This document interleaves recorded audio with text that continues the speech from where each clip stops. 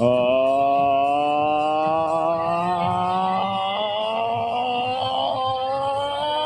to the Retro Show, the number one rated pregame, intermission, and postgame show this side of the Mississippi, south of the Arctic Circle, north of the equator, and west of Estonia. Welcome on in, everybody. Flyers have 2 games remaining between now and the Olympic break, and there is nothing to talk about around the team. But we are here to break down the Philadelphia Flyers versus Washington Capitals game this evening. And we said, you know what? It is such a pleasure and such a joyous occasion. 2 games left before the Olympic break that we decided not only were we going to bring in Bundy, but we're also bringing in the great Bill Meltzer down on the end. Welcome in to the Press Row Show. Gentlemen, how are we doing tonight? I got to apologize because it was my fault that we ended up going. Not that it's a problem. I mean, I love going 4 guys here. You get good conversation. But I forgot that there was a Sixers game tonight. Yeah, at 10 o'clock, and they do their pregame, so it would have cut into the time on 97.5. So the Flyers are on 93.3 tonight. Yeah. The Sixers are on 97.5 at 10 p.m. So that's why Bundy didn't have to do pregame radio, and I had already asked Bill to come on the show pregame, so we ended up with 4 of us here tonight. That's okay. It's all good. It's always a pleasure to have Bill. It's certainly a pleasure to have Bundy pregame. And I don't know where you want to start the conversation at tonight. What do you? Well, we have to talk about. Is Nick Delorier in the lineup tonight? Are we getting a Tom Wilson Nick Delorier fight tonight? Is that the number one story in town? I don't know if Wilson's going to fight with 2 games left to go before the Olympic break. Yeah. He's not going to want to risk getting injured. That's not going to stop him from running around here, though. Yeah. So what are we going to talk about today, Russell? You almost pulled a Cody Rhodes. So what do you want to talk about? Yeah. Bill gets it. He knows. I'm handing it over to you. You're the one who wrote a story today. Well, I wrote a story. I didn't write anything. Look, I wrote a story today, yes. And I wrote a story about the whole Mishkov conundrum, firestorm. And I said, my take on the whole thing was, it could have been avoided if the messaging that came out from the organization, particularly the coach, was a little bit different. And, like, you can softly criticize a player, but also kind of give context as an answer to the question. And look, the question that was asked by Bill Matz over at PHLY, that's the clip that's going around to everybody, was related to Matvei Mishkov's time on ice. And Tak's answer was a little defensive. A little. And that, it focused on things that, you don't need to really bring up. And look, we're in an era where whenever a coach talks in coach speak, right, we get tired of it. We hate it. We're like, oh, my God, I wish this guy was more transparent. Wish he was more honest. Then you get a guy like Tak who's honest to a fault. And we're like, oh, wait, you don't need to say all that, right? And I'm with you on that because I don't think you do need to say all that. I think there was a better way for him to explain it and kind of just talk about, hey, listen, let's talk about his shifts and how they work, right, Bill? I mean, that's what I think is the bigger story here that kind of got lost because Tak answered the question in the wrong way. Yeah, and I'll take it back to previous regime. When Vino was coach, his first year here, the year they went to the conference final, there was a controversy during the season that Giroux's ice time was down in terms of minutes, right? And so was Voracek's. And AV said, look at their shifts and compare it to their average shifts last year. And they were exactly the same, but they were playing about 2 fewer minutes a game because they were taking shorter shifts. If Tak had gone there and said, he had 18 shifts and Barkey had 18 shifts and Brick had 2 extra shifts, but that was only because Couturier was sent out to take 2 face-offs. So that was really more about Zegras' face-offs that it had to do with the wingers, then you don't have a controversy. Yeah. So, yeah. I mean, I think that there are certain things that you could talk about, right? I mean, I think you can have a conversation and say, could Mishkov be out instead of Brink in those situations? Right. Possibly. Right? I mean, you could talk about the overtime, right? Like, I think that there's a good conversation to be had. Could he play in the overtime? I understand why they're not, but I mean, I think you could make an argument for him to play in the overtime. But the whole 10:41 thing, it's not because they're not putting him out on the ice. Yeah. He's taking a regular shift. He's coming off early, and a couple of the times, like if you take a 30-second shift, Bundy, and you can attest to this, right? Like if you have like a 35-second shift and there's a stoppage in play, the coach is going to make a line change, right? Yeah. Right. So it might be a shorter shift than you wanted, but they're not going to say, "Oh, well, you still got 15 or 20 seconds left. Get back out there to start it up," because then you don't want to get caught, right? Right? Yeah, no, I mean, you don't want to get caught out tired. Right. So yeah. there are some shifts that are I like always that. say you got to anticipate fatigue. Right. Right, You know, exactly. And that's what you got to be aware of when you're on the ice. So. Right. And so and that's really what it comes down to. So like he is getting the regular shifts. And there's, like I said, there's a couple that you can sit there and say, yeah, maybe you can make a debate for it. But if we're talking about like 2 shifts or 3 shifts a game, I mean, that's not the difference maker here. That's not like fans wouldn't be happy if he took 3 more shifts and was at 12 minutes instead of 10. Right? I think it all depends. See, so Ant and I had this conversation earlier today, and I think it's kind of like the sum of a whole lot of things together are what's leading to so much of the fan backlash online. And I think that ever-growing sentiment of negativity is there. Negativity, though, actually does mean that people care. It's when the apathy kicks in, which we saw in the Chuck Fletcher regime, that you just simply cannot have happen. When the apathy sets in, you are screwed. And so the fact that there are so many fans who are worked up about it is a good sign insofar as people are still interested in the team, even though they've lost 11-13. I think that so much of the minutes per game thing is when you add to it the perceived pot shots by talking about Michkov in the press, and that included at the Carnival. And I think when you also add into account, and this is I think a really important factor, you look at what Michkov was able to do last season in overtime, the amount of overtime winners he had, and then you fast forward to this year and he's just not on the ice for OT. Can you make an argument that because of possession-based, or how possession-based overtime is, and if he's not in shape, that it could be detrimental? You certainly could. But I think when you add all those things up together, it gives more fodder and more ammunition to the negative part of the fan base that feels like a regression. I'm not sure that the individual parts are all that problematic, but when you add them up together, I think that's where so much of the fan The regression doesn't always come from a coach. It doesn't necessarily, no. No. I mean, I think Talk's trying to get his message out in terms of what went on with Michkov earlier in the year, and maybe should have kept some of it in-house. But at the same time, I think there was a lot of frustration from a guy that they had expected and heard that he wanted to be a world-class player, come into shape, in the camp out of shape. That doesn't help anybody's cause. And quite frankly, it's going to piss off a lot of people. That's the reality of it. Yeah.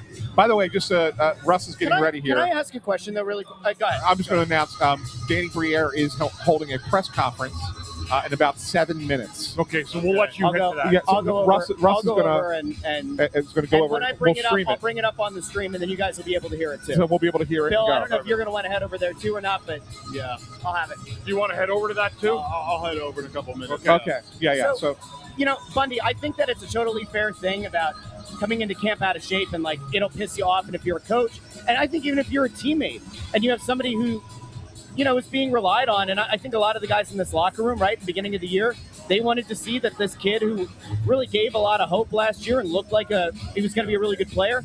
I think if he comes into camp out of shape as a teammate, you're probably pissed off. But I guess my question is, like, Bundy, like, at what point do you just, like, as the coach, stop harping on it? Is it going to be a thing that needs to be brought up all year? Didn't come into camp, you know, in good shape. I feel like at some point there has to be an expiration. Out of shape, when they say out of shape, I'll tell you what that means, and I figured it out today. It means he had a high body fat. That's exactly what it meant. And it's a long way to work down if you have high body fat to get that down to a normal NHL level. It's almost, Bill will tell you, it's almost impossible to do it in a calendar year. You can get your wind up, but you can't get your body fat down if that's the case. That's why the off seasons are so precious to players. Why having a shorter off season makes it harder. And Michkov basically lost his whole off season for the most part. Yeah. You know, he came in, the body fat percentage was way elevated beyond where it should have been, and then it puts you behind the 8 ball for most, if not all, of the year. In most cases, so that makes it really tough. I did want to address, another talking point from Michkov, playing the right wing versus the left wing. Now, I have no doubt that he's more comfortable on the right side. He's played more on the right, even though he's a left-handed shot. I mean, that's a big part of the reasoning why Taka moved him over this season. But so I looked at the numbers, and the first 16 games of the season, he was actually still a right wing. Okay, so his average points per game was 0.56. The last 37 games he's been on the left, his points per game is 0.51, almost no difference. And now it's not a perfect measure because that doesn't indicate which side of the ice a point is scored on. I mean, it's really about where you line up on a face-off anyway. Right. So, right. And there's a difference between F1, F2, F3. Exactly. Right? Exactly. And Bundy, can you maybe give an example of what the difference is between those guys, 1, 2, and 3? So F1, F2, in a system, not necessarily where you're lining up. I mean, I didn't hear. I missed the last part. You're talking about situational, like on a forecheck? Yeah. So F1's usually your center who goes in first. F1's right? usually the center, and the wings are going to cover the other 2 wingers on the boards. The defenseman will be responsible for that as well. Right. But F1 is the guy that's either going to try to cut the ice in half, depends on what your forecheck is.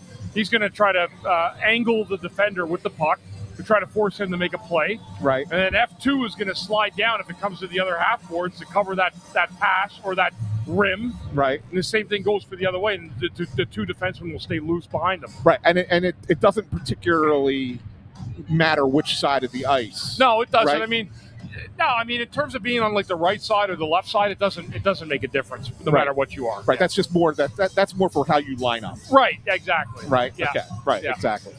So Russ is gonna Russ headed over. He's got his camera and his little lav mic that we debuted at the carnival on Sunday.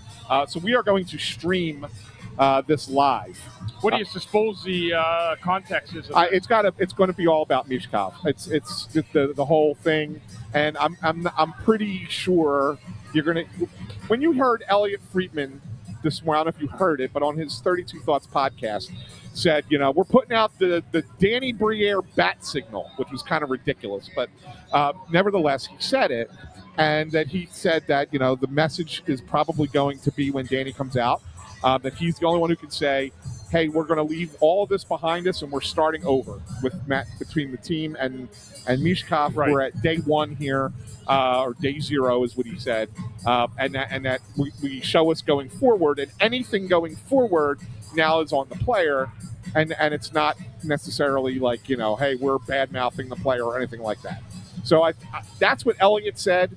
I got to assume when Elliot's reporting something that it's coming from somewhere in the organization. So it would not surprise me if that's what Danny says. We'll find out in a couple minutes here. Russ is going to have it up on when he pops in, we'll put it up on the screen. And we'll be able to hear the Danny Briere press conference. You know how to control that, right, Andrew? Yeah, okay. All right, there we go. He's over there. It's just not live yet. So, yeah, I mean, look, I got to imagine that there was a conversation with management and Taka. Yeah. I don't necessarily think it was like an awful conversation. Like, I don't think it was one of those, what the F are you thinking, right? Kind of things.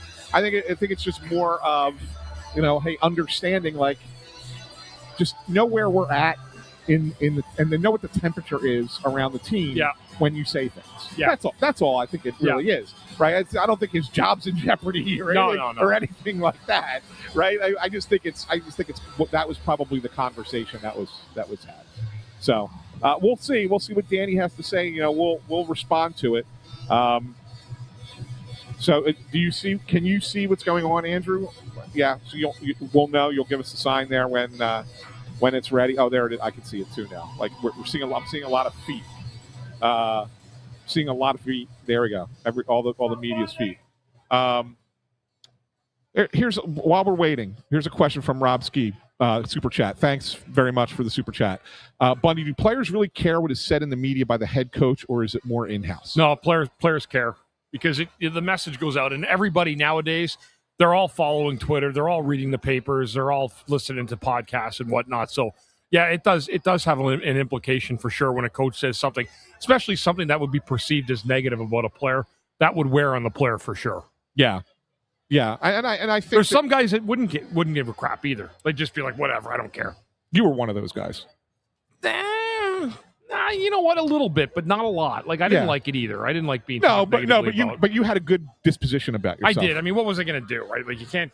There's nothing you can do. Here we go. Right, guys, I just wanted to address a little bit of the noise that is going around, especially when it comes to a little bit of a rocky patch that we've hit lately.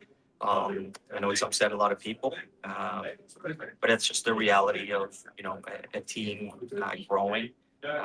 Early in the season, when we were fighting for one of the top positions in the division, we realized that that was probably a little ahead of schedule. I was probably getting better results that was warranted at the time.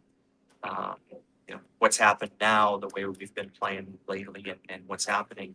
I also know that it's not as bad as the way we've been playing. So we're somewhere in between all that. It's important to keep even keeled. One thing I've learned, as a player, is not to get too high when things are going well, not to get too low when things are sliding. So that's how we feel. We've said all along that our players would tell us, when it's time. It's still part of the rebuild. We're still dealing with a young team that is learning how to face those tough games, those tough experiences. It's all part of the process. So that's number one. The other thing is the Rick Tocchet, Matt Bates, Mishkov, that's out there. One thing I can tell you, first of all, is Matvei Mishkov is not going anywhere. Let's make that clear. Okay, Matvei is going to be here for a long time. He's going to be a good player here for the Flyers, and what he's going through right now is all part of the learning process. So that's out of the way. It's not going anywhere. He'll be here. He'll be a good player. You don't know what you don't know. Matvei arrived here, and him along with guys like Denver Barkey, Nikita Gurbankin, they're learning how to become better pros. You don't know before you arrive to the NHL what it's like on a daily basis, the grind and everything that's attached to it. They're learning, and that's what Rick Tocchet is trying to teach them. I've been through it. Pete Jones has been through it. Rick Tocchet has been through it. It's all part of the process. You could go in our locker room, you can ask guys like Jamie Drysdale, Bobby Brink, Tyson Forster, Cam York. They've all been through it. When you arrive, it's tough. And that's where we were fortunate. I said it a couple of years ago when Matvei arrived earlier than expected. We knew that there would be some bumps along the way, and that's kind of what is happening. The other thing I can tell you, and I talk to Rick Tocchet on a daily basis, he wants Matvei to succeed. He wants to develop him to be the best player he can be. Along the way, there's tough lessons that comes with it. We're raising a child. He's there's tough lessons that he's learning. It doesn't matter if he's playing, 12, 14, 16, or even if he was playing 52 minutes a night. He's learning along the way. It's part of the process, and it's going to make him a better player along the way. And Rick Tocchet wants that. He wants to be here for the long haul to lead this team. Him and Matvei, they have a good relationship. Sometimes they're fiery. Sometimes, when you're not winning, things are done, said, but they always come back to the table. They want the best for this team, and Rick wants the best for Matvei. I know there were some comments, regarding, missing treatments and from Rick Tocchet at the turn. Those comments were made, in relations to trying to explain how players are learning along the way. He wasn't targeting Matvei. Matvei is learning, and there's things that have happened along the way, just like they've happened with Denver Barkey, Bankton. if you ask Trevor Zegras, I'm sure there's things like that. It's trying to teach these guys to become better pros, making sure that everything off the ice is taken care of. Treatments is one of them. Trainings, workouts are part of it. Your nutrition, getting massage, make sure you're prepared for the next game, et cetera, et cetera. So there's a lot of stuff that comes into play when you're learning to become a better pro. So that's what's happening. Don't forget that guys like Travis Konecny has gone through it. Just a few years ago, he went from, I think, first few seasons where he scored 24 goals, I think 3 years in a row, and then all of a sudden, he went 2 seasons where he, couldn't get to 20 goals. That's how we got Trevor Zegras. That's how we got Owen Tippett. I've been through it myself. There's ups and downs along the way, and that's what, Matt V and everybody else have gone through, unless you're Wayne Gretzky, probably didn't get too much bumps along the way. Most players are going through it. That's all it is. And I wanted to make sure. Take a few questions only. Any questions? How's in regards to this with break coming up, is there a chance for these guys to kind of get their heads clear a little bit and then kind of get a little reset once everybody comes back?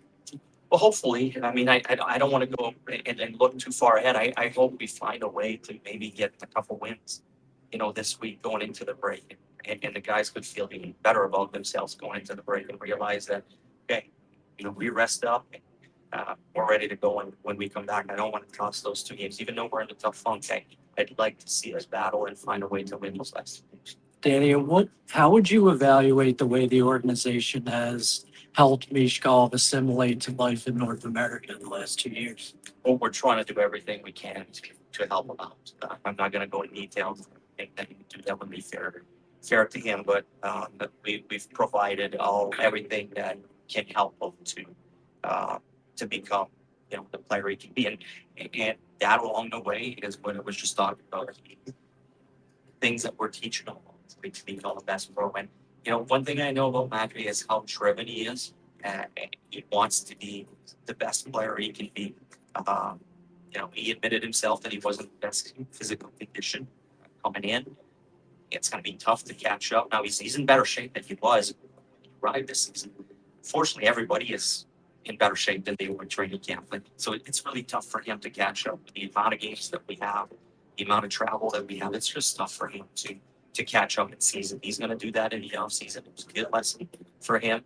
And it's just going to make him a better hockey player combination. Danny, are you at this break? How can that help him? Just in particular, because there's no Olympics. He's not know what his plans are, but talking about staying, training.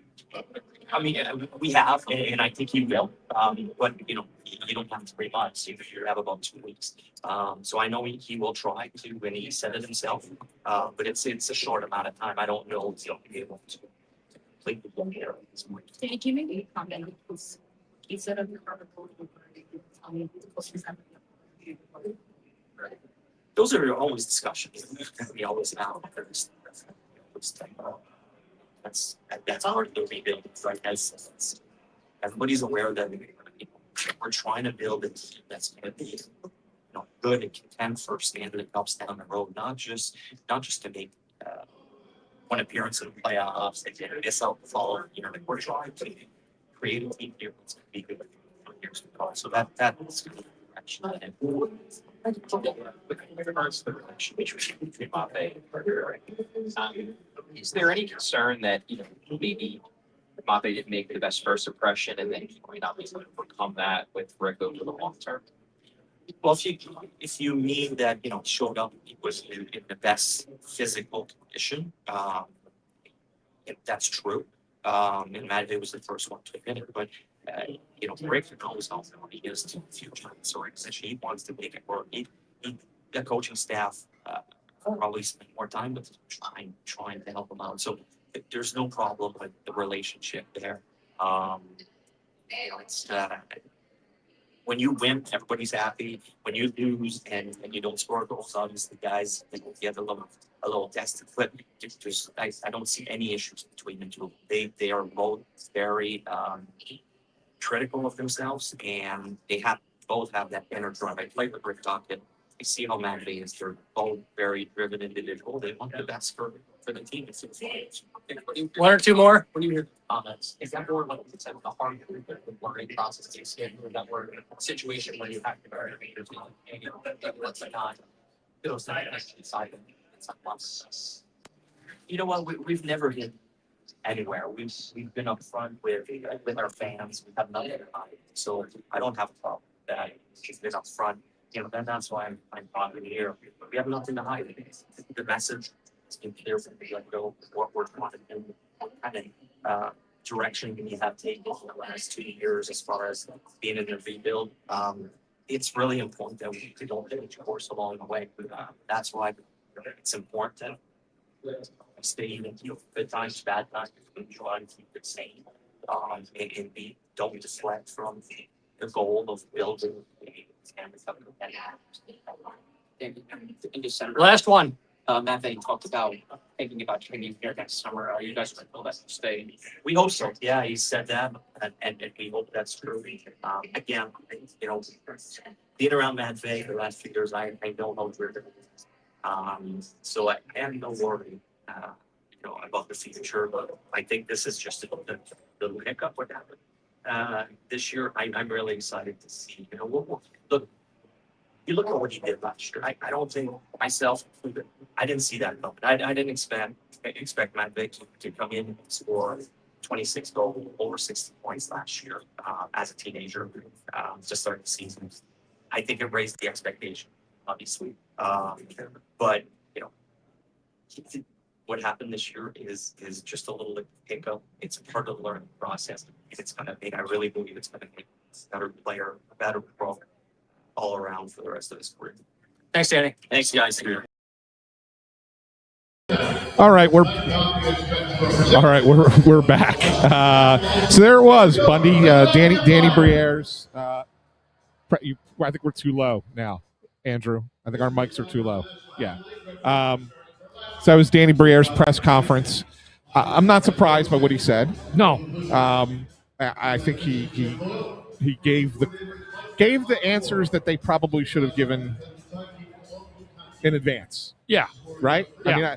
I was not surprised by what he said.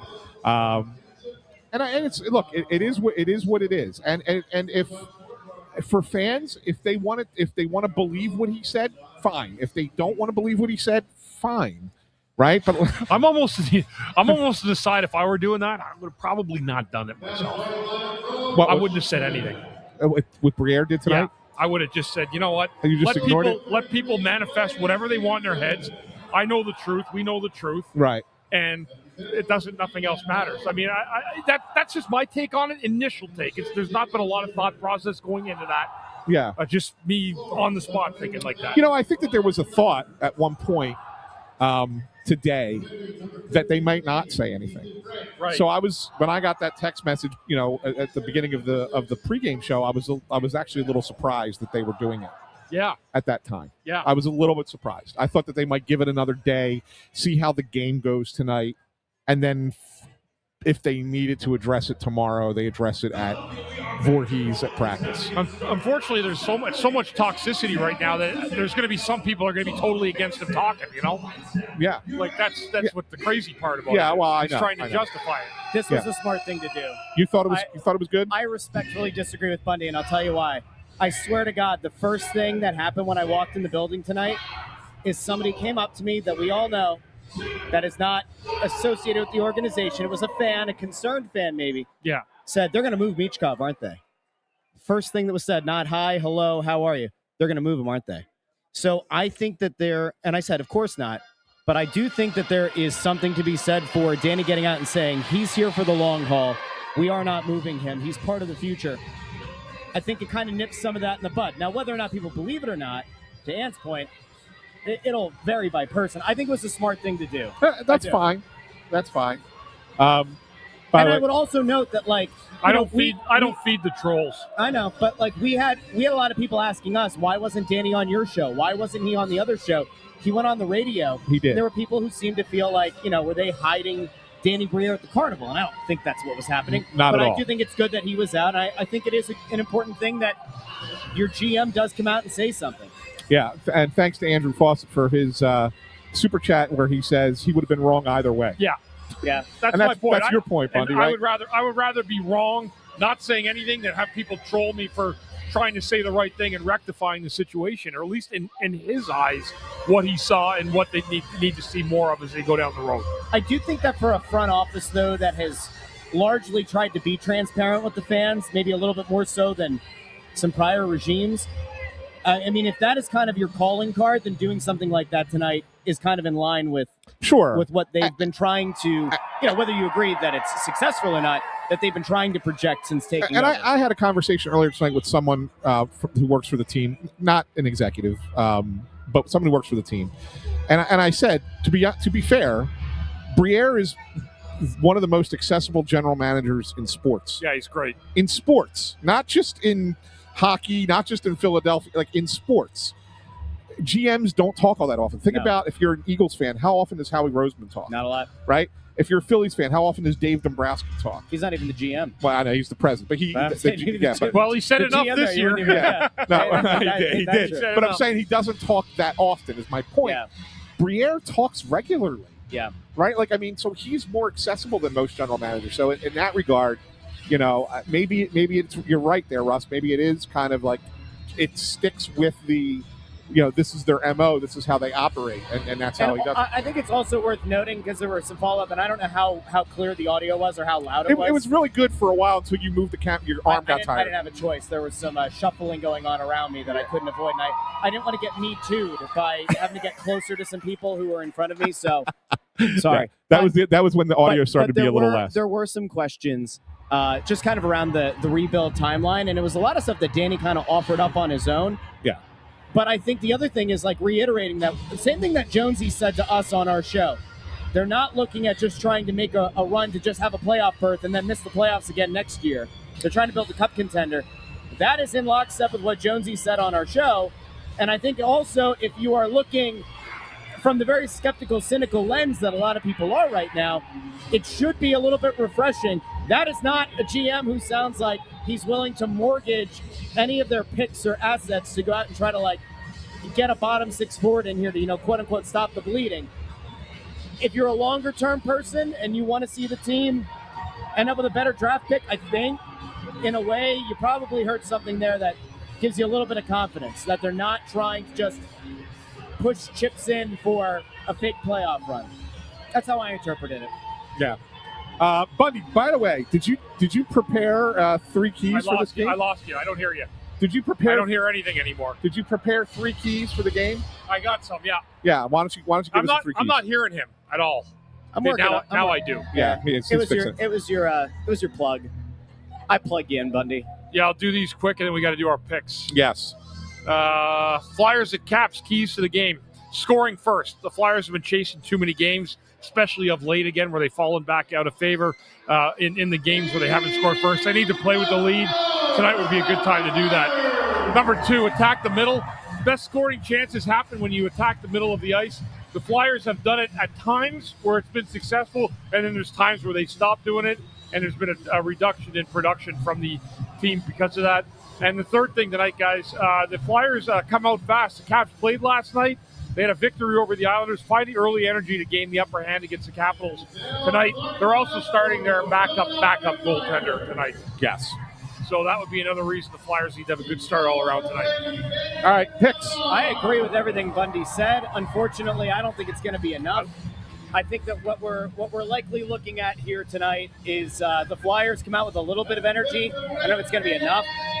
Caps have won 3 straight, scored 4 goals in each game. I think that's largely going to keep up. I'll say the Flyers keep it a little bit closer, 3-2. They're going to lose, though. Caps win 3-2. Okay. I think this is a must-win for the Flyers, and I think you're going to get that effort tonight. And I think that they're going to score some goals tonight, too. Wow. I do. So I think that the Flyers are going to pull this one out 5-2. Oh, man. I'm going 5-3 Flyers. Wow. I think there's going to be some goals scored tonight, too. This is a must-win game. I mean, if you lose this game, you're cooked. You're done. You're cooked. And Andrew, Intern. He says 4-0? 4-3. Oh, 4-3 Flyers. Flyers? So I'm the only one picking the Caps. Yes. Yeah. All right. It's all right. It happens. Yeah. All right, we'll be back. First intermission, second intermission, postgame. If it's your first time here, because we had a big number across all platforms. If it's your first time, we do this every home game here from the Xfinity Mobile Arena. We'll be back during intermissions and postgame here on the Press Row Show. Talk to all of you soon. Oh, and don't forget, we'll have StatCast up during the course of the game. So here, where's our video? All right, here we go.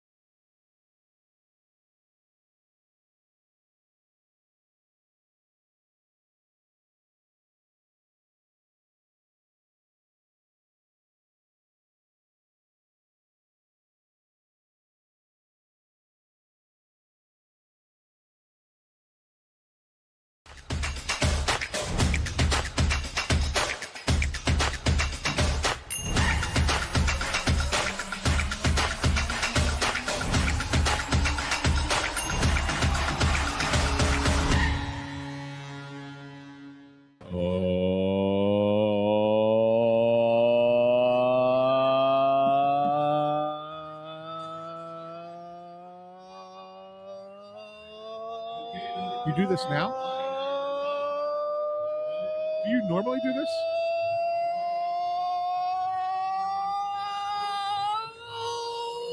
Welcome into the First Row Show, the number one rated pregame and enrichment postgame show this side of the Mississippi South, the Arctic Circle north of the equator, and west of Estonia. 1-0 Flyers. The Flyers have a lead after the first period, gentlemen. It's a good period. Yeah, they played a good period. They did a lot of good things out there. I think Washington had a couple chances too, but the Flyers did some good stuff. Beautiful goal by Tippett. Nice play by Mishkov to Sanheim. Sanheim finds the open seam to Tippett, and Tippett buries it past the goalie on a one-on-one. I got good news for people who are excited about Flyers wins potential. Remember a few games ago I gave you they had only won 5 games when they're trailing after the first period. This season, the Flyers have the 7th best point percentage when leading after the first period. It's pretty good. They That's have a good 11. sign. They have 11 wins in 14 games where they've had a lead after one period. Yeah, I thought it was a really solid period. I thought there was some good offensive zone time. Trevor Zegras looks like he wants to play hockey tonight. Huh? Yeah, he does. He came to play tonight. He's been razzling and dazzling out there and making some good plays, some creative stuff out there. He came. He had a great first period. Yeah, I mean, there was still a little bit of defensive zone stuff that There I is. thought, like, oh, there was that. Vladar has been really good, Sensational. Outstanding first period. really by good, Vladar, yeah. and that makes it. That makes it really. I just read Andrew Fawcett. I yeah. saw. I would Yeah. love to slap Russ for $1.99. I would do it for free. Thanks, Andrew Fawcett. Appreciate that. But yeah, no. So there were guys who were sensational that period. Dan Vladar was one. Trevor Zegras was another. Really came to play. Bundy talked about it. Like the goal was a really nice play on the goal, all the way around. Everybody involved, from Mishkov to Sanheim to Tippett making the forehand to backhand move to score the goal. Like it was a really solid period, and the one penalty kill I thought was pretty good too. Good penalty kill. It was a Yeah, good they penalty cleared kill. the puck. Yeah, it was a good period all around for the Flyers. It was very much no drama. They did a lot of great things out on the ice that period. It was good to see and see them have a lead with a chance to hold that lead as you enter the second period. Yep, for sure. What do you got over there, pal? Nothing. What are you doing? You cleaning your computer? I'm just trying to recover from being, from Bundy saying he wants to slap me. I thought we had a good thing Oh, going. you'll get over it fine. You'll be fine. I thought we had a good thing going. He said a lot worse to you than that via text. Believe me. I thought we were Yes. I thought we were in a good place. And now, look where we are. That's funny. You want to talk at all about the Briere? I know we talked about the Briere thing. Yeah, really briefly. it's really kind of. I would also, just to people who might have missed it, Danny Briere met with the media earlier tonight. Pregame. And you can find that on this video. If you're watching on YouTube, Facebook, or X, if you just scrub back to pregame, about 15 minutes or so into pregame is when Briere met with the media. You can go there and then come back, or during the period you can scrub back to that and then, rejoin us or whatever. Yeah, but I mean, there was a comment that Andrew just had up there, and I'd like to bring it up. It related to that. And it was not that one. That one. There you go. From Griffin Burns, said, I'm happy that Danny said Mishkov isn't going anywhere, but he didn't say much on Tocchet's comments other than it didn't mean anything. I want to take the first part first, because I think that's why what you said, why it was important for him to speak tonight, was because it gave people a sense of, we're not getting rid of this guy. Like, he's part of the team. He's part of the franchise. Like, I didn't feel like that really needed to be said. But maybe there are people out there who felt that that was coming. So like I said, as soon as I walked in the building tonight, first thing somebody said to me was, they're going to move Mishkov, aren't they?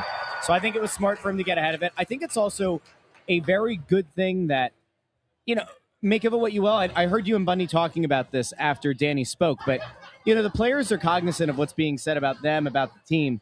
And yes, it's a language barrier, but I think there is something reassuring maybe to a player in the case of Mishkov. He's got to know at this point what was said. To have your GM go out and say things to kind of not prop you back up, but definitely maybe build you a little bit there is probably a good thing. Good thing to reiterate. On the Tocchet part, that was damage control. I mean, I have to imagine that the front office wasn't exactly thrilled that the Flyers Carnival ended up getting overshadowed by unforced errors. And I would say that those Tocchet comments over the weekend were an unforced error. And, Ant, we talk about this all the time. Teams don't like bad PR, especially coming out of an event like that. It's a shame.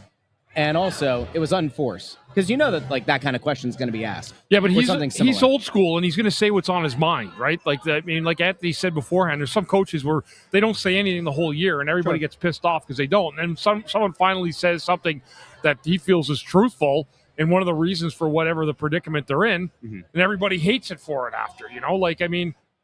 If a guy's in bad shape and he's never gotten into shape during the season, even though I don't believe that, I think a player can work his way into it. It still doesn't make you equal to the guy that came into camp in shape.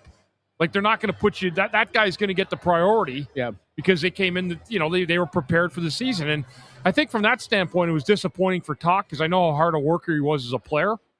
And I just don't think that really settled well with him all year about the conditioning that Michkov showed up in camp. That's why I asked, pregame, is there a point where you just kind of have to, we all get it. We all get that he's frustrated with it. And I said pregame, I think it's probably safe to say that some of his teammates were also disappointed in it. But at some point, you got to let that be what it was. You're far enough into the season now where at some point you got to kind of go blank slate. I have to assume, Ant, that maybe that's a little bit of an internal conversation that's happened since Sunday. Let's make sure that if there is frustration, if there is dirty laundry, we need not air it out publicly. Yeah, I think that conversation probably. And again, I don't think it was a big deal. I don't think that they, had a yelling and screaming match with Tocchet about it. But I do think that there was a conversation. For sure. For sure there was a conversation about it. And you know how you'll know?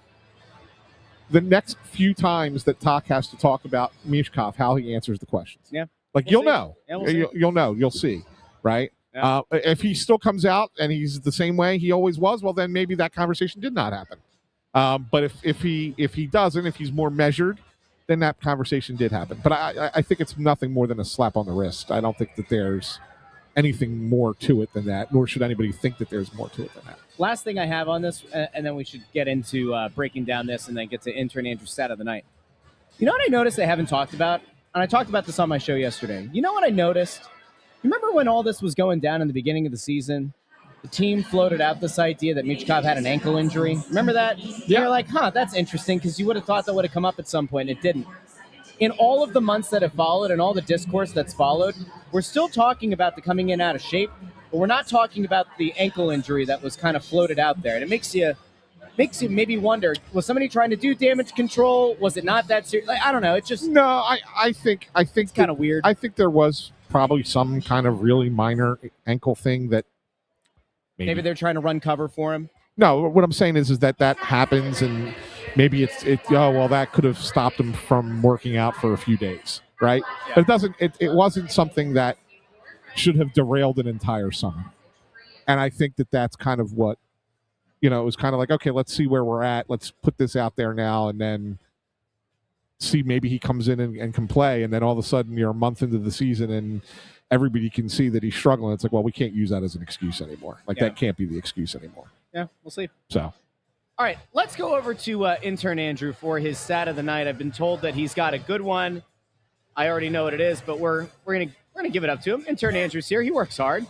It's not tonight being Travis Konechny's 700th game? Yeah, but I can add to that. Oh, okay. Oh, there's more. It's not trivia time with intern Andrew, by the way. You got the wrong one. I have my stat of the night, too. You want it? Oh, There's only been 13 players that have ever suited up for 700 games for the Flyers. 13. 13. He's the 13th. Yeah. Okay. So that's very dismissive. I mean, I was about to say that. That's the stat of the night right there. No, it was his. You took it from him. That's fine. It's totally fine. All right. So that was Owen Tippett's 19th goal this season. Yeah. So Konechny's at 22. Tippett's at 19. I'm assuming Tippett will end up finding a 20th goal at some point in the remainder of the season. That means some people don't think he's getting to 25. No, I know. I've heard that. So I'll tell you later. If and when Owen Tippett does that, that would mean Travis Konechny and Owen Tippett both 4 consecutive 20-goal seasons for the Flyers, which I think is significant because there hasn't been a Flyer that's gotten that in 5 consecutive seasons since Simmons did it in from 13-14 to 17-18. The question is, I guess the better question is, when was the last time you had 2 Flyers do it together? That would be a really good stat of the night. I could figure it out. It may take me a second though. 4 straight years. By the way, for Washington, Ovechkin, one more goal away from tying Sidney Crosby for the most amount of goals in this building by an opposing player. Oh, okay. Oh, That's a good one. That's and a what goal would that number be? 29. 29. That So would, if he scores the 29th. if he yes. scores, I would have thought he would have had more goals than that in here. Here, yeah. I would have thought so. Yeah. Wow. that's a good one. This is his 41st time playing here. That'll be in the AP story if he scores tonight. I can promise you that. There you go. At some point, you got to work out a royalty here. Like, you got to get a kickback, intern. This is poor negotiating out of you to not get any. You know what? It's the old press box rule. If you say it out loud, anybody can use it. Intern deserves something. Give him a show or something. Let's figure this out. Give the kid a chance. He's doing part of your job for you. Yeah. It's the least you could do. Yeah, so there's never been 2 Flyers 4 years in a row the same time. I find I'm that seeing hard to believe. 3. Never? I don't think There has to be. No way. Not the exact same years, no. You are fake news. There's no way. I'm not seeing it. All right, we'll look into it. Intern, nice stat of the night. Thank you. And now we have the Ovechkin goal watch is something to add to the mix for us. So, all right, intern, well done. Yeah, it's good stuff. Very nice tonight. He did a better job with that than Very nice. Was it last game or 2 games ago? When he mailed it in, Very underwhelming stat of the night. he mailed in the stat of the night. One of Try to guess the 13 Flyers that played 700 games. That'll be your next trivia. You know what? That's actually not a bad idea. That's a lot of guys to guess. 13, well, 12, because he's the 13th. So 12 other guys. I'm one of them. One of them's right here. Right? Bundy. Yeah. Bob Clark, Giroux. Bill Barber, Clark, Giroux, Drew, Barber. Do you Couturier. have the list? Yeah. Couturier. All right, hold on. Start over. Don't tell us what to do, intern. So Clark, Barber, Giroux, Bundy. That's 4. Brian right? Propp. Yep. Prop would be 5. Sean Couturier. 6. Yeah. Claude Giroux. You already see. Yeah. Said him, yeah. Joe Watson. 7. Said Bill Barber, Bob Clark, Brian Propp. Gagne? No. Ooh. Really? No. John LeClaire. Ooh. Eric Desjardins. Correct. 8. Okay, there's 8. Yeah. Was it anybody in the modern era, like in the last 15 years, we'll say? Yeah. Simmer didn't get to... No. No. Even close, I don't think. Did Talk end up playing 700? No. He played like 400. 6. How many was Talk? 621. Okay. Yeah. It was somebody Simmons else. was 584. There was somebody else who was here recently that had... Yeah, So- Giroux. No, I know that, but I'm saying that... Voracek? Did Voracek? All right. Voracek Is 727. he the only other one that was last 15 years or so? Yes. Okay. Dave Poulin. Nope. No, I don't think he was. I think he played long enough. Gagne 691, by the way. He was close. He was close. LeClaire was 649. Ilka Sinisalo. No. He's here for almost a decade. Does this right? include postseason or is it just regular I season? believe this is just regular season. Okay. So you would have to play almost 10 seasons here. Who else are we missing? How many? Mark Howell? No, definitely not. I think you got all of the top 7, so you're missing 8, 9, and 12. You said Konecny was 13. How about Jimmy Watson? No. No. Give us a decade of... They all played in the 70s. Oh, geez. All 3 of them. Bill Barber, Bob Clark, Reggie Lee. Homer? No, Homer didn't do it. You didn't say Reggie Leach before. It wasn't Bob Kelly? Bob Kelly. 10. So we need 2 more. 2 more from the 70s. Wow. That's actually, this is ironic. This other guy. Dorney. Yes. Gary Dornhofer. 11. Yeah. He was 12th all time, so All he's right. 725. Who are we missing? What number? Number 9. Actually tied for 8th because he had the same exact amount of games as Bob Kelly, and they played at the same time. They were teammates. Don Selesky. No. Who the hell are we missing? Huh.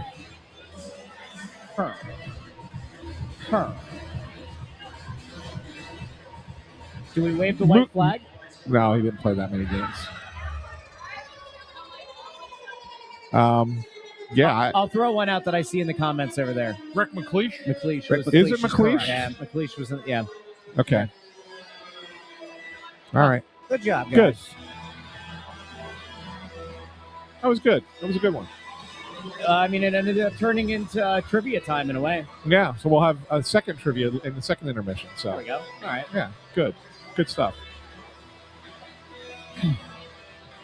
So the Flyers have this game and Thursday night, and then it's the Olympic break. I think we should talk about When did the Olympics start for the men's hockey? Well, the whatchamacallit is Women start Thursday. Friday, right? No, I thought I heard there was a game Thursday. No, Thursday? Bundy's right. They always start it like a day or two before the actual opening ceremony. No, I know that, but I thought it was Friday. Maybe it is Thursday. The 11th.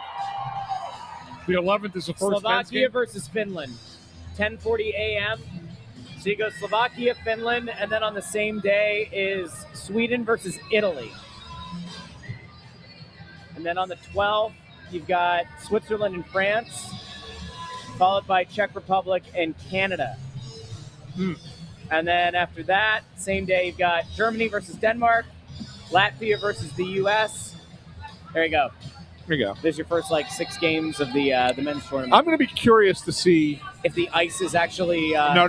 I'm going to be. That's what I was going to say. I'm going to be curious to see if Czechia goes with Vladar as their number one guy, or if they go with Dostal because he's been their guy right in the last few international tournaments that they've played.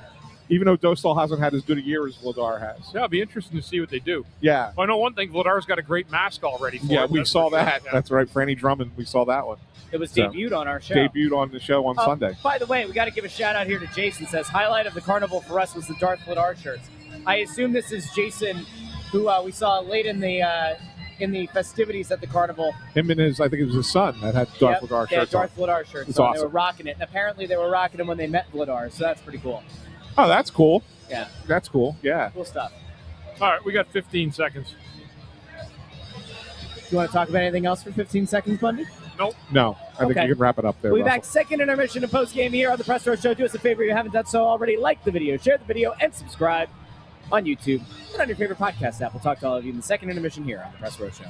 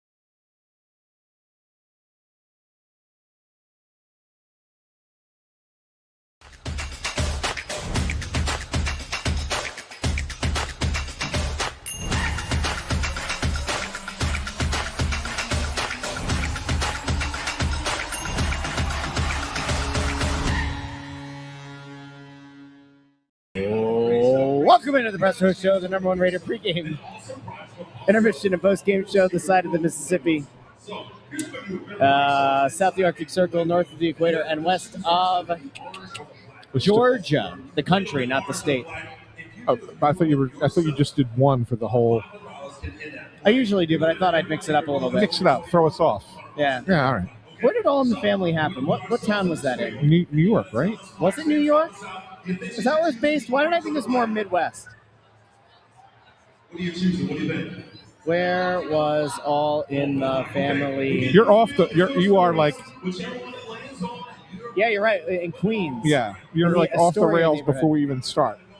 Those were the days. Yeah. 2-1 Flyers after 2 periods. I'll tell you what, though. There was a Michkov turnover late in that period that went the other way.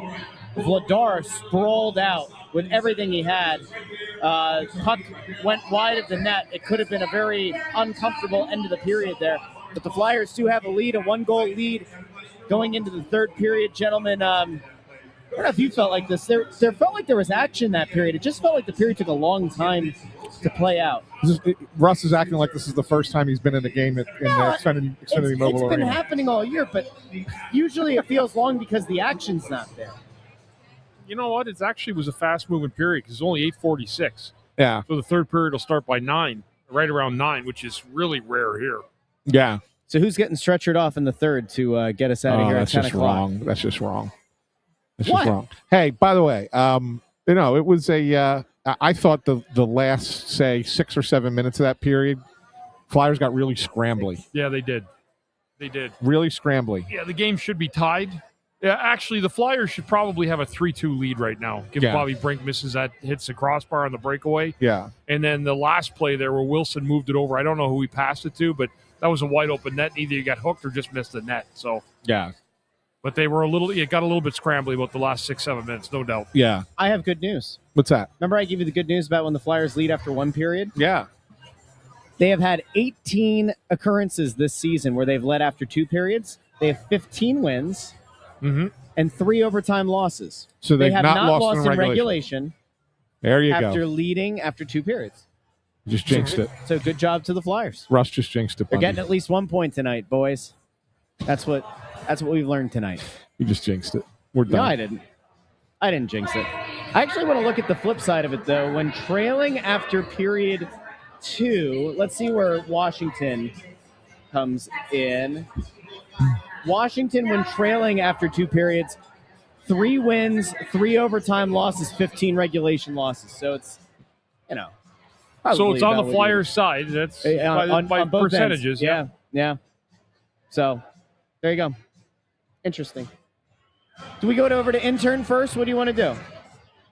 Ant's texting now. So No, that's cute. I just was told. Apparently, when they did the kiss cam last period, that one of the people on the kiss cam was Philly's assistant general manager Jorge Volandia. The Phillies? Yeah. Was he the guy with the stash?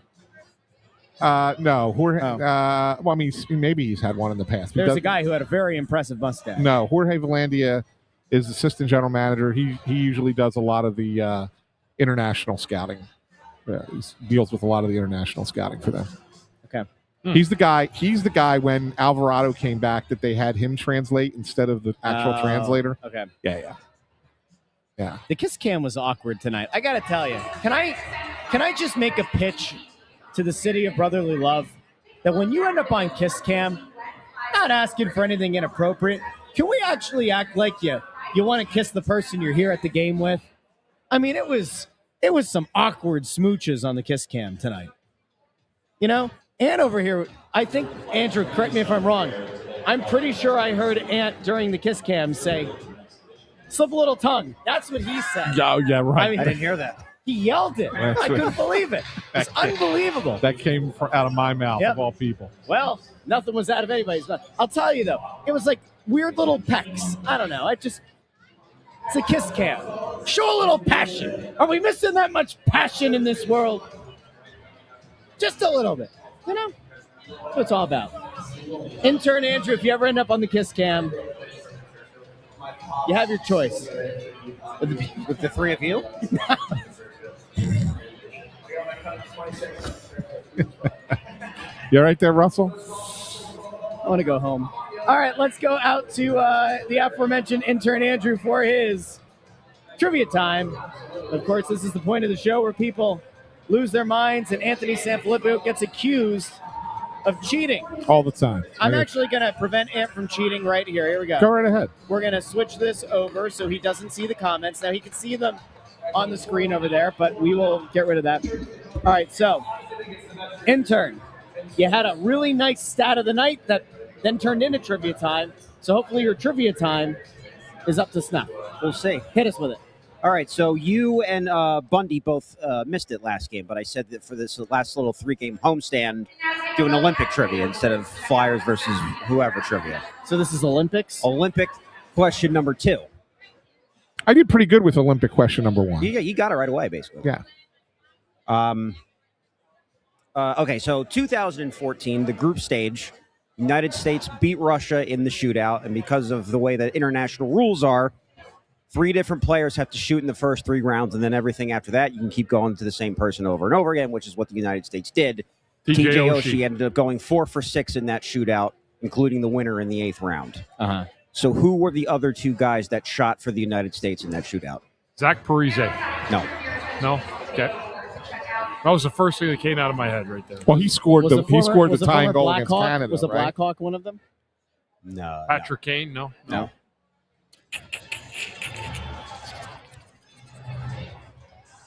It's a good one. 2014. So Oshie had most of the shots, and 2 other skaters for the U.S. took shots. It wasn't Kane. Okay. Brian Smolinski? No, he would have been out of the league by then. Or no. Brian Rafalski. Rafalski was I think he was out of the league. Was he out? Was he out of the league by then? It was not Brian Rafalski. He used to take shootout shots. Rafalski.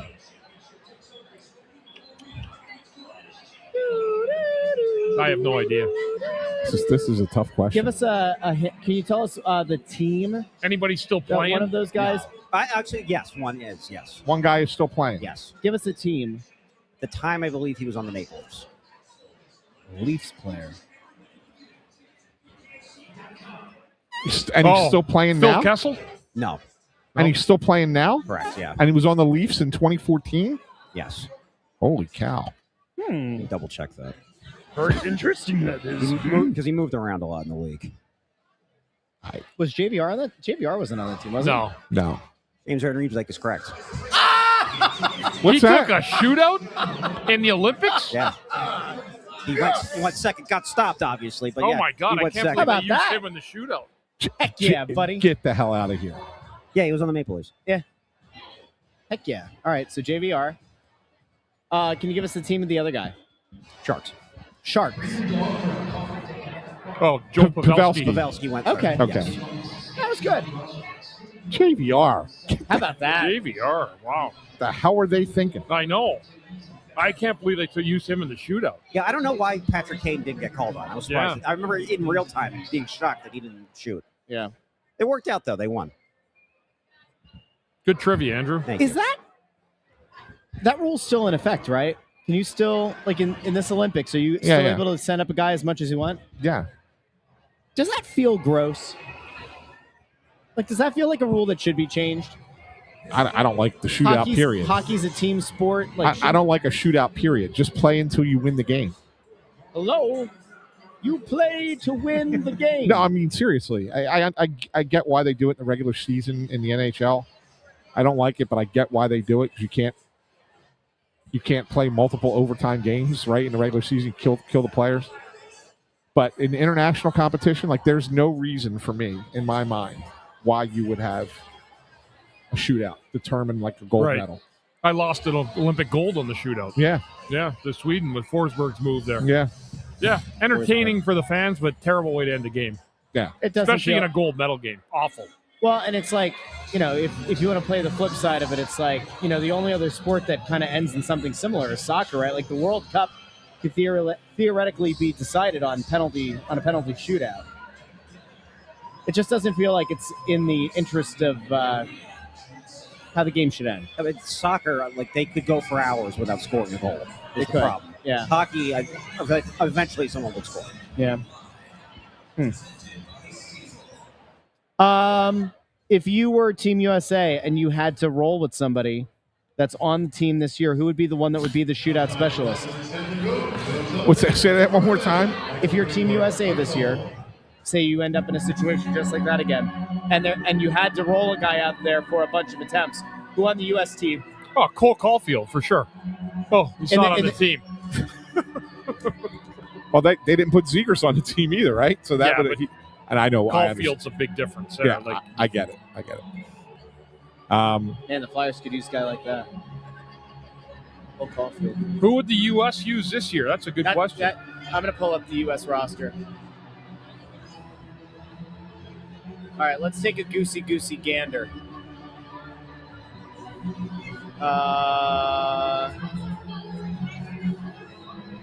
Jack Hughes. Matt Boldy, 52% in his career. Matt Boldy's one. There you go. Yeah. Maybe Jack Hughes. Yeah, if he's healthy. Yeah. I mean, Austin Matthews would probably get an attempt, and if it's a big game, that ain't going in. Dude, Caulfield, 46.9%. He's not there though. He's not in the Olympic team. Oh, he didn't make the team? No, he No. didn't make it. Well, No. okay. That shows much I know. Yeah, it's interesting.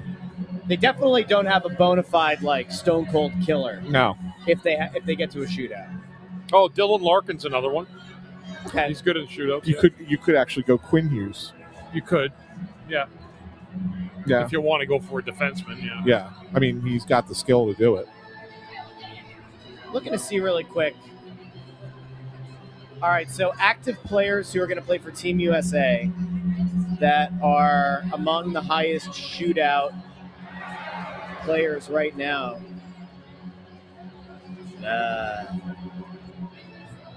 Yeah, Boldy.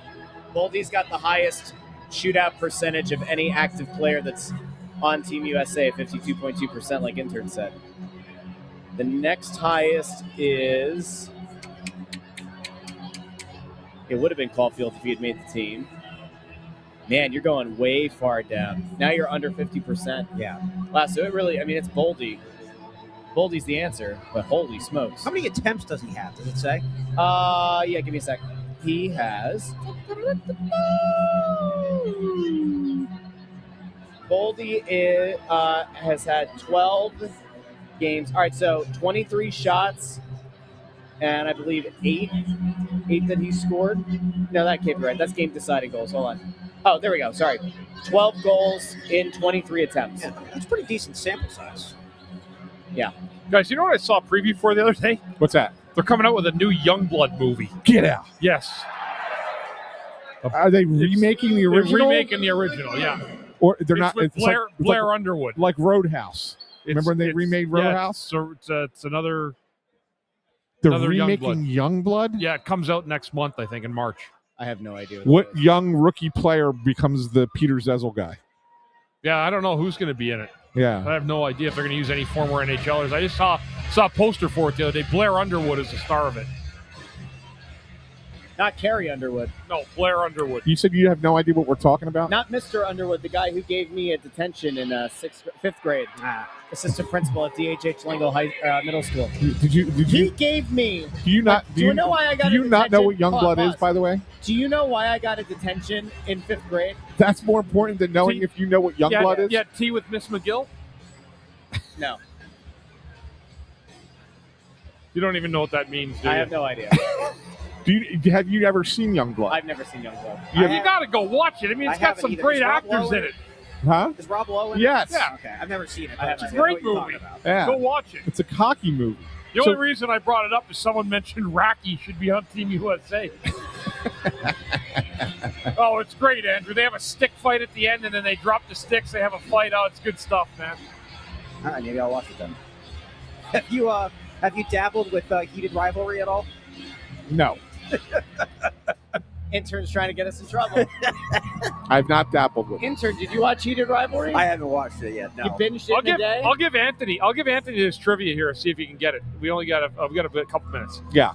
In the movie Youngblood, the original. Oh, geez. There was a famous that went on to become a famous Major League Baseball player. Tom Glavine. No, that was one of the guys in that movie, one of the players on the team.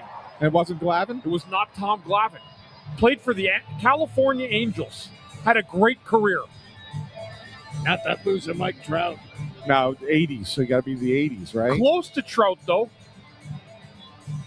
Jim Edmonds? No, I think of the name Trout and then think of something else like that. Another fish? Tim Salmon. Tim Salmon. Tim Salmon Really? was in Youngblood, yeah. Wow, Yeah. that's a good one. Yeah. Ooh. Let's think. Other players with a fish last name. Trout, Salmon. Well, there was Steve Trout, too, not just Mike Was there Trout. ever anybody with the last name Flounder? Or like Mike Fisher. We'll count that. Yeah, I'll count that.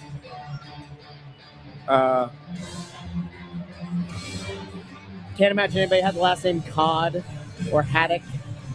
John Shark. Ooh.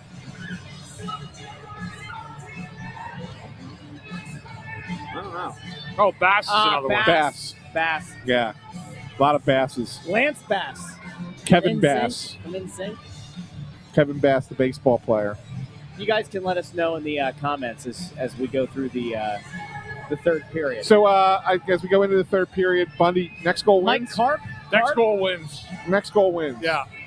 Yeah. That's Carp. the way this is playing out. But I do think the Flyers have a great opportunity here. You don't want to squander it. You've got the lead after the third. Go out and get this damn hockey game. It's an important 2 points. Yeah, agreed. Well, like we said earlier, the Flyers this season have not had a game where they have lost in regulation after leading after 2 periods. So we'll see. We'll see. Regardless of what happens, we will be back post-game here on the Press Row Show. Do us a favor if you haven't done so already. Like the video, share the video, and of course, subscribe. We'll talk to all of you post-game here on the Press Row Show.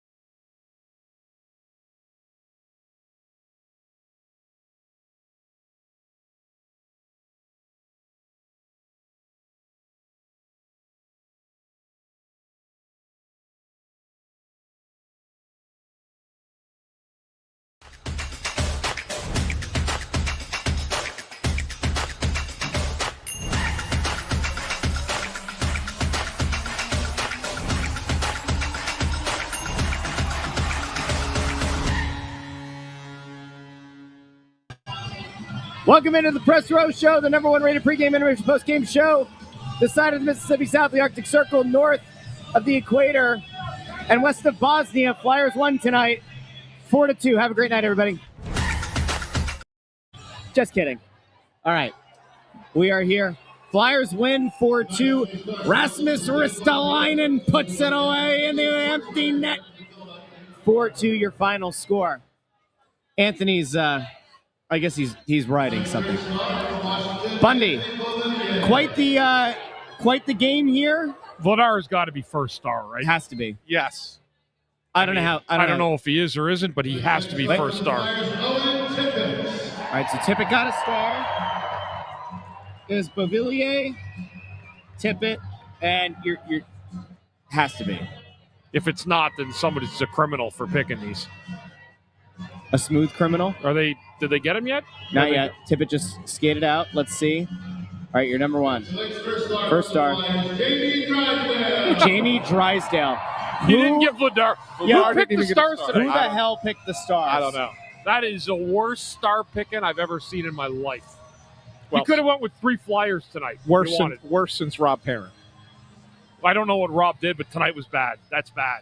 Picked Sidney Crosby as a star in a game when he was a -5 or -4, and there were 2 Flyers had hat tricks.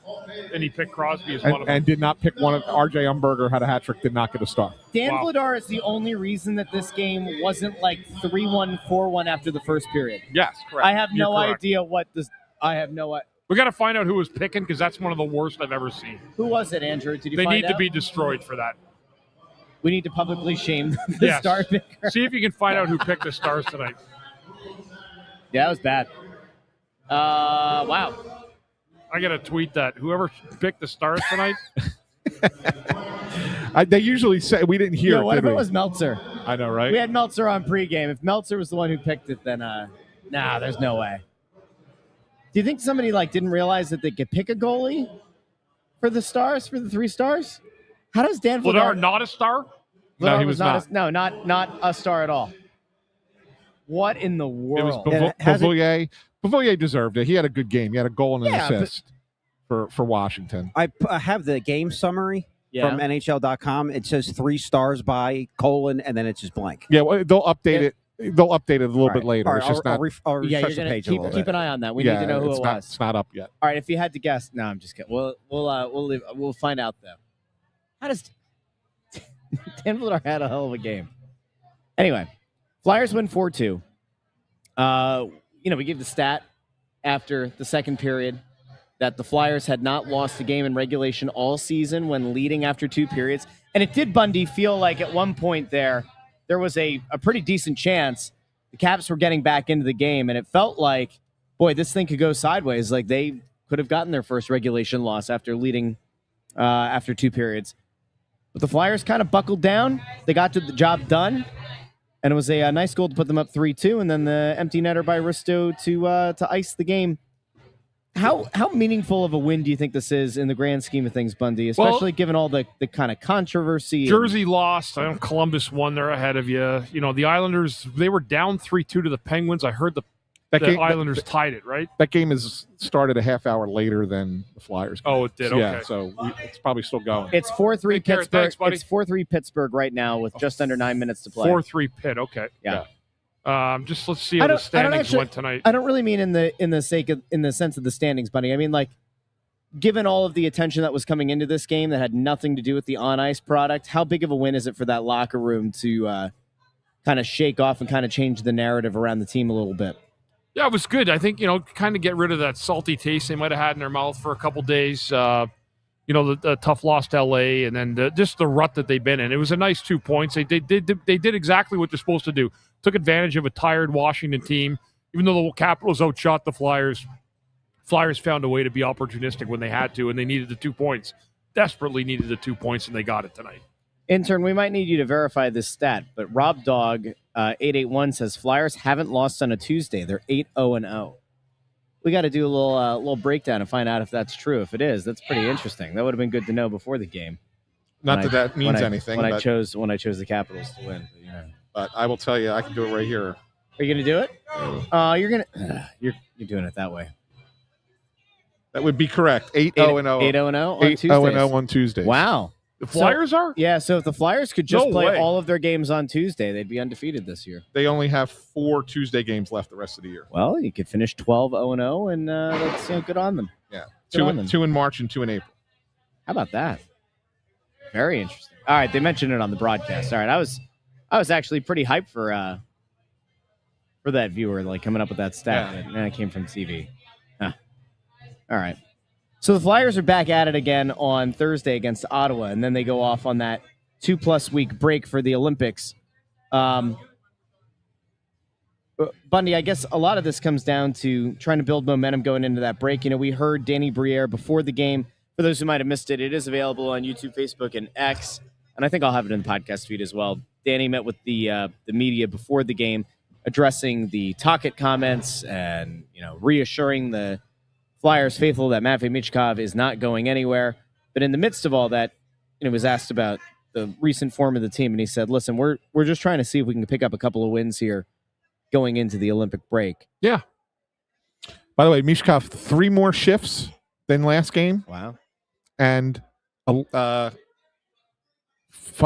more minutes. So 15:54. Wow. So 3 shifts, 5 more minutes. So he stayed on the ice a lot longer on his shifts tonight. Played a good game. I mean, you know, a couple of mistakes he made, but he played a pretty decent hockey game. Yeah, solid game. He had the lost the puck on the one goal. The goal, yeah, the shorthanded goal. 2-on-1 goal shorty, yeah. Yeah, and then he had another turnover that led to a chance, but that was it. Other than that, I thought he played a pretty good game. Ottawa comes in here on Thursday night. They were actually down 3-1 to Carolina. They tied it 3-3, and then Carolina got the extra goals. They beat Ottawa 4-3 in regulation tonight. So I'm trying to – that's a good one for the Flyers. Columbus, unfortunately, won again. 3-0 against the hapless New Jersey Devils.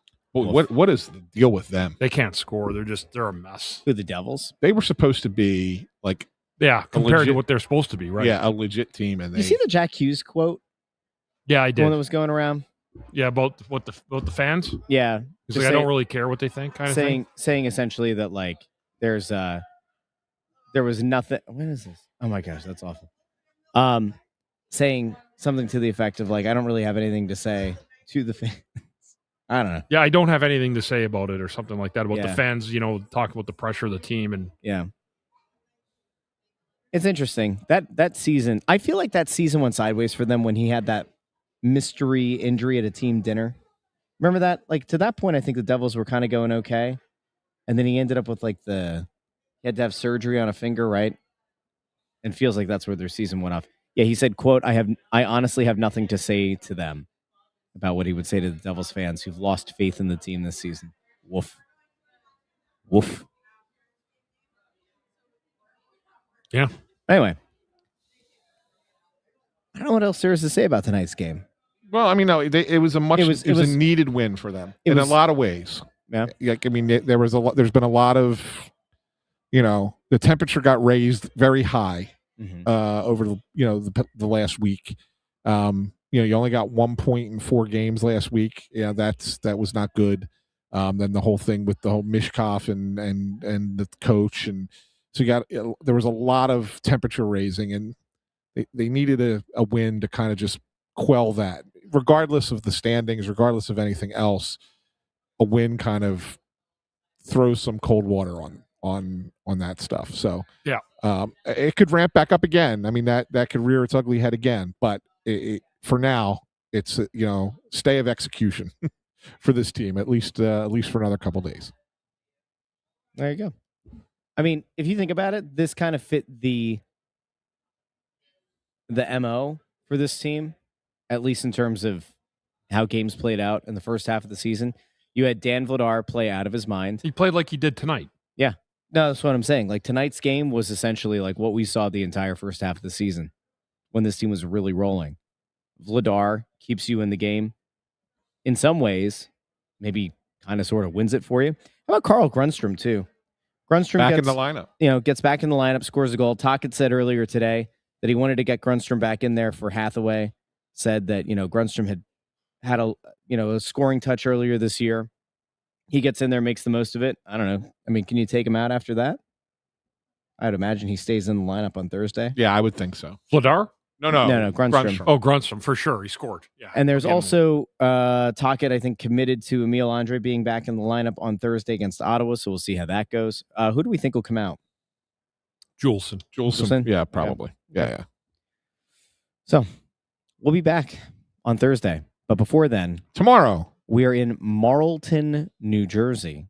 Marlton, New Jersey tomorrow night. I'll At be in touch with you guys. I'm 50-50. I know it's my hometown. I'm 50-50 tomorrow night.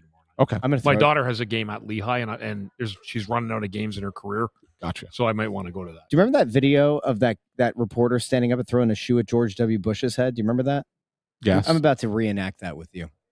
With me? Not you. Oh, I was like, what did Yeah. I do? I'm 50-50. I might be there. I might not. I'll let you guys know in plenty of time. That's what though. 50-50. I just can't. The game's at 6 in Lehigh. She's running out of games. It's her last year, so I get it. I know you It's get a it, shame Russ. that starts at 6. I know. It I don't starts blame you. at 6. Like if it would started at Lehigh. 7, you would be, you could, well, no, yeah. No, I couldn't even do it if it was Couldn't even 7. 7, yeah. Anyway, we'll be there. What's so funny, Giggly Bits? His comment. What? Sent intern to Italy on Shilthany's Comcast salary. Cover the Olympics for us. Look at how funny he thinks that is, Ant. No, well, he thinks it's funny because he thinks that I collect a paycheck from Comcast. There's just a couple people every game. They're so mad at you all the time. All the time. all the time. All All the time. I would love that. That's my favorite thing. Like Shilthany. I like being Anthony the guy that people hate. SanFilippo. It's good. SanFilippo. I like being the heel. He gets the talking points from the organization. You know that, Andrew? Can you believe that? I've heard that.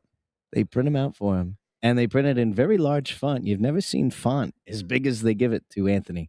He's got bad old man eyes. Hey, Ant. He's got those glasses. My eyes have gone bad quick. And I Mine too. never wore glasses until I was like Getting 48, old. 49. It took a while before I wore glasses. And yeah, it's been, before that, I never wore them. And I thought then- you were 37. Huh? Yeah. It's been a bit. Yeah. So. Glasses is the theme of the night tonight because I tweeted that out. Whoever needs to pick the stars needs new glasses. I'm, Did they update that refreshing. yet? I'm refreshing here. They still haven't updated. By the way, it. this is funny. Because the guy told him don't put his name up there after that. I like this. The Shilly The podcast? Shilly podcast. That's funny, actually. I bet if we That is used good. AI, we could actually change That silly podcast. into that Shilly podcast. Yeah, you probably could. Chili podcast. You could probably change it to that. Yeah. Put it on a T-shirt. That's Chili podcast. Yeah, it's funny. Bundy, what did you do at the carnival the other day? I've signed a boob. That was last year, right? Yes. Yeah. All right. It's just been a while since we did some of these sound drops. Apparently, so I don't know if you know this, but some kid asked Trevor Zegers for his shoes yesterday. His shoes. At the carnival? At the carnival, or Sunday at the carnival. Oh, I For saw his that clip. shoes. Yeah. Yeah. Some kid asked him for his shoes. Why? I don't know. It That's was gross. weird. I think shoes are. That's where you got to just be like, nah, I'm sorry. I can't do that. Did he give his shoes? No, he did not give his shoes. I got to be honest with you. I think it's weird. Like, even when you see like NBA players, they take the sneakers off after a long game and hand it to a fan. It's like, on one hand, you're like, oh, that's nice of you. And then it's just like, that's gross. Going home with like a size 17 sweaty sneaker. Yeah. That's gross. Am I wrong? Am I out of, Yeah, it's a little weird. am I in the wrong here? I don't think so. It's a little weird. I like it like when a football player gives his gloves to a kid. I think that's fine. Gloves are kind of gross too, but yeah, Not really. I guess not as gross. Now, a jersey's different. You know, you get a game worn jersey. I think that's a little bit different. Shoes, though, that seems gross. That seems gross. All right. We'll be back on Thursday. We'll be back on the radio tomorrow, Wednesday night, 6:00, Chickens and Pete's in Marlton. You can check that out on WBCB. You can check that out over on the Snow the Goalie YouTube channel, Facebook, and X. And then, of course, we'll put that in the podcast feed as well on Apple Podcasts, Spotify, Pandora, Amazon Music, wherever you get your podcasts. I want to thank the audience tonight. We have a very large audience, especially pregame. This might be one of the bigger audiences of the year across all platforms. So I think we're around 3,000-ish. Yeah, it's good on the night. Good So that's pretty darn good. Oh, Nick Abe there. Look at that little shameless promotion there. Thank you, Nick Abe. Yes, the Russ Joy Show on Wednesday as well. You can come join me. You know We'll what talk about I the know what I've Flyers. determined. You know what I think. You know what I think happens now that we have all these negative commenters that we never really had before. I think these are paid agitators by the Russ Joy Show. Paid agitators by the Russ Joy Show. Sam Rothstein Show. Paid. Yeah, Russ is paying some people. You to think come I'm in paying comment. people to be angry? That's to your come in and accusation? yell at us. Hey, Why? Who picked the stars tonight? Jackie? Oh, Spiegel? Ugh. She's banned from the show. Jackie is banned. Jackie's banned. She's getting a temporary She's gonna ban. see my tweet too, huh? I might shoot her a She text wears right glasses, though. Yeah, she does. now. She's got to get them checked. New prescription. How is it? I'm going to text her right now. She's probably in the locker Tell room. her Bundy, I don't Bundy care what says he she's still doing. loves you. How was Dan Vladar not one of the stars? Question mark. All right. If we get an answer here in the next few seconds, I'll let you know. All right. I think it's probably it. Right? Good stuff. Okay. I think it's funny that it was Jackie.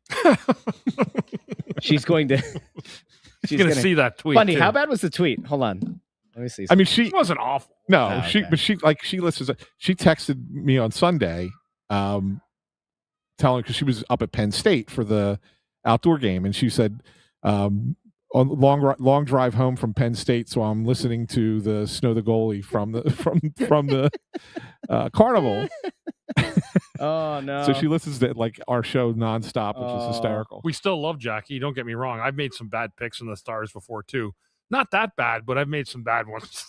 Not that bad. That was a terrible pick. All right, here we go. Hold on. I'm going to pull this. Where's the Bundy tweet? Where's the other thing? I need the other view. Where's the other view at? There we go. All right. Let's throw us down here. All right, here's the Bundy tweet.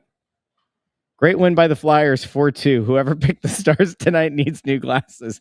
Vladar was not a star. He was unreal tonight. Hashtag Flyers. Nice hashtag, though. Strong hashtag game, Bundy.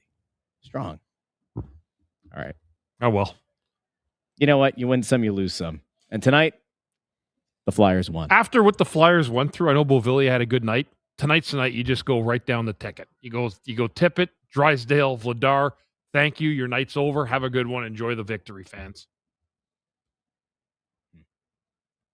Oh, this is a good question. Maybe something to ponder for tomorrow's show. Nick Abe asks, does Vladar get an extension? He's on a 2-year deal. Not this year, but I think I think that there's a possibility if he's playing like this early next season that yes. It also depends on where your young goalies are. Yeah. But yeah.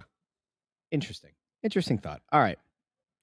Big thank you to everybody who tuned in live on YouTube, Facebook, and X, and everybody who listens after the fact on the podcast feed. Seriously, do us a favor if you haven't done so already. Like the video, share the video, subscribe, ring the bell to get notified whenever we go live with an episode.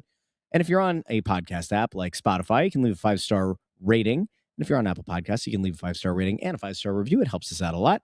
Helps other Flyers fans find the show as well. So until Wednesday night, 6 o'clock at Chickies and Pizza Marlton. On the end has been Bundy. You can find him on Twitter at Therien6. Anthony next to me at SanFilippo. Intern Andrew over on the ones and twos at Intern Andrew. I'm on Twitter at JoyOnBroad. Thank you to all of you who tuned in tonight. And we will talk to each and every one of you on Wednesday at Chickies and Pizza Marlton here on the Press Row Show and Snow the Goalie. Good night.